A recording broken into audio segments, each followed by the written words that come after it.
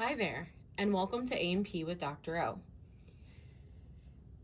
In our video here, we are going to take a look at the infant skull, a model of the infant skull, and we are going to locate the fontanelles. The first fontanelle that we can see is the anterior fontanelle right here. The mastoid and sphenoid fontanelle we can see in side view. I'm going to go ahead and turn the model. Now that I have the model turned, this is going to be the mastoid fontanelle.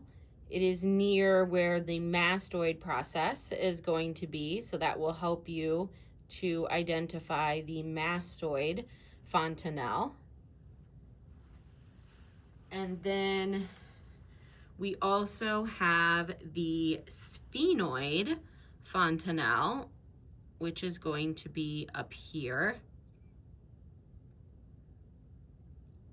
And those are the fontanelles that we can see from this side profile.